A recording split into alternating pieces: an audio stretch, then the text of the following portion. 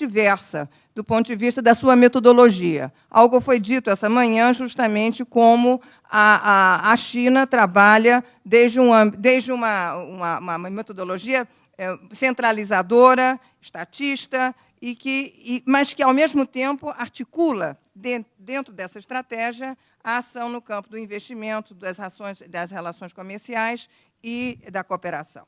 O Brasil, não. O Brasil trabalha com uma agenda convergente, simultânea, mas que não tem uma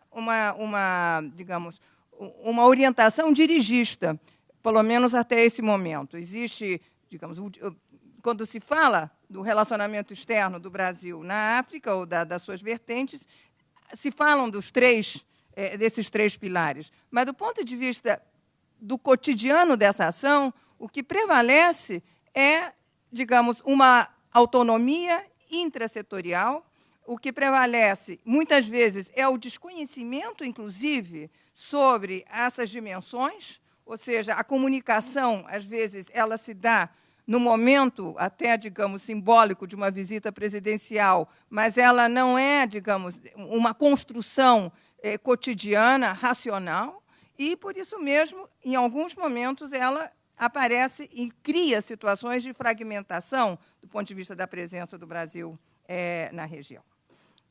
Outro ponto que merece também referência são as diferenças e a agenda que existe nesse momento do Brasil com os países africanos com respeito às políticas e às normativas relativas à cooperação para o desenvolvimento no âmbito internacional. Falo especificamente das diferenças que existem entre o Brasil e os países africanos com respeito à Declaração de Paris. O que é natural e completamente compreensível, no sentido de que a África não é uma região, os países que os compõem não têm, a possibilidade de estar, nesse momento, prescindindo da Declaração de Paris, do ponto de vista da importância que a cooperação tem para o seu desenvolvimento em todos os sentidos. Não é?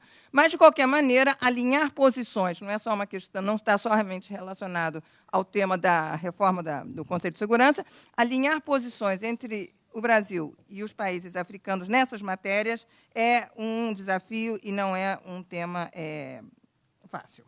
Bom, eu vou começando a concluir, porque realmente o tempo é curto, mas o que eu terminaria dizendo é que não se pode deixar de mencionar a precariedade institucional e política que existe ainda e que se faz presente do lado receptor africano e que limita a capacidade de configurar demandas e de assegurar que a ajuda recebida seja eficaz para a redução da sua pobreza e a melhoria das condições de governabilidade. Os processos de descolonização, as guerras internas, as falhas cotidianas de gestão pública, em grande maioria dos países africanos, são geradoras de assimetrias nas trocas sul-sul.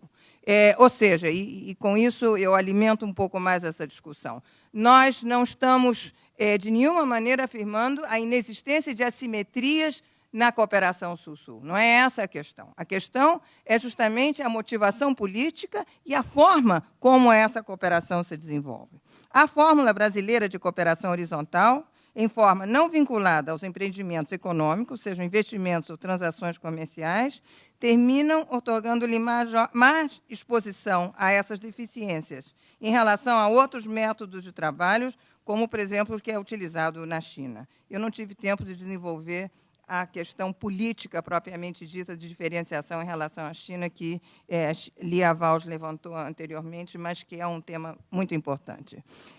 De toda forma, a maneira como se dá a presença brasileira na África indica uma índole não dirigista. Constitui hoje o estilo adotado pelo país em sua participação na construção de um Sul global. O Estado brasileiro não segue a receita de estratégias multidimensionais previamente estabelecidas, como sugere a atuação da China. Essa constatação se baseia em todo tipo de monitoramento que se possa fazer, tanto no caso da presença do Brasil na África, como na América Latina.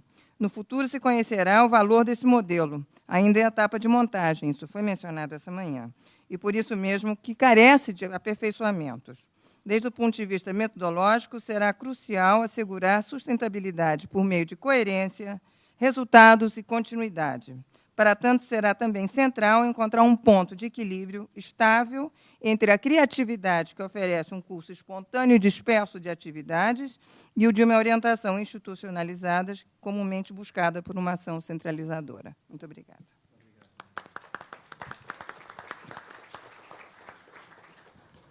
Eu pedi agora ao Marco Farani, diretor da Agência Brasileira de Cooperação, ABC, do Ministério das Relações Exteriores, para tomar a palavra. Por favor. Bom dia a todos também. Muito obrigado, embaixador Botafogo, pelo convite. Obrigado, Alice, pelo convite também.